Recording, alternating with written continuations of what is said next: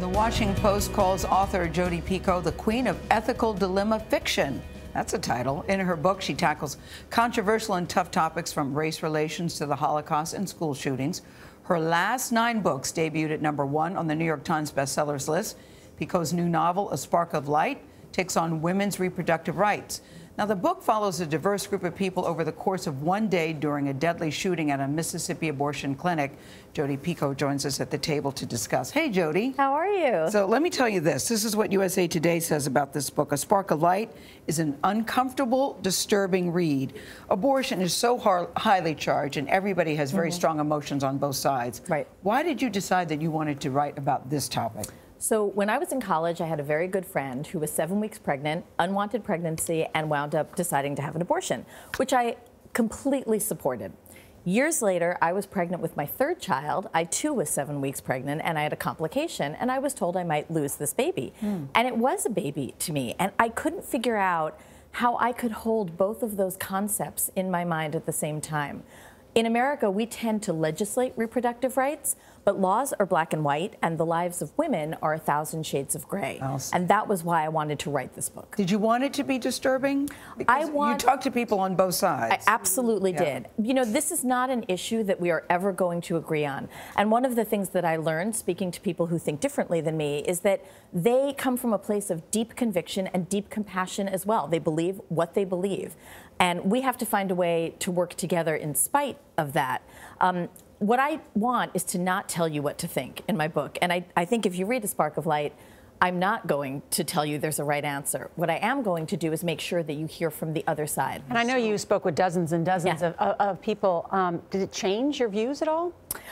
It certainly enlightened me. You know, I could find myself having things in common with people who were pro-life because I identify as pro-choice, and understanding why they feel the way that they do. It didn't change how I feel about reproductive rights and what I think women need.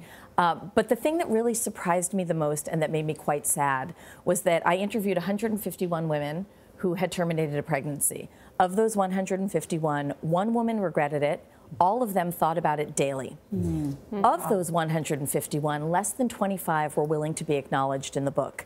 And they're living under this umbrella of stigma and shame, because when women don't speak up, people fill in the story for them, and the narratives are often one of blame. On these kinds of stories, and abortion in particular, people cling to certainty. They want, in their opinions, and uncertainty makes people itchy.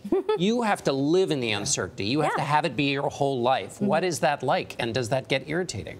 No, I love that, actually. And one of the reasons I was drawn to this topic is because the uncertainty exists for an individual woman over the course of her own life. What you believe at 14 is not what you think at 30 or at 45. You know, and that's why, again, I keep coming back to the fact that we need to move past legislating reproductive rights. We have to take Roe versus Wade off the table, leave it alone, and begin to come up with solutions that move beyond that. Well, and it's just that. I mean, Norah mentioned how much research you put into this book. What takeaway from all the researchers and experts that you talked to gave you a feeling that maybe this doesn't have to be such a polarizing issue? Well, I think it's in everyone's best interest to lower the abortion rate because nobody goes in wanting to have an abortion, right? That's a last resort. And it is its lowest in decades. It is. It is, although that's kind of a weird statistic because it's still rising for disadvantaged women and women of color. Socioeconomic. Yeah, exactly. And 75% of women who have an abortion say it's an economic issue. I think that what we need to do is to open up conversations about contraception. As we just heard Chelsea Clinton say, there are ways to teach sex ed in school that are age appropriate. Having free and available contraception lowers the abortion rate. And even Spark of Light is related to this issue. Right. Even the title threw me. Yeah, so that comes from a medical journal. It's a real thing. They are able to see the moment when a sperm fertilizes an egg under a very high-powered microscope. And when that happens, there is a spark of light that's released that is zinc, actually. And what's cool about it is that it's something that can be used in vitro. The healthiest embryos are the ones with the biggest sparks. Well, the cover of the book could be a spark of light as well. Norah mentioned how beautiful it is, and it really is beautiful. Jodi Picoult, thank you so much. Thank you for having me back. Really appreciate it. Another bestseller for you. Another one. Oh, thank you. I know so. Well, A Spark of Light is out now wherever you like to buy books.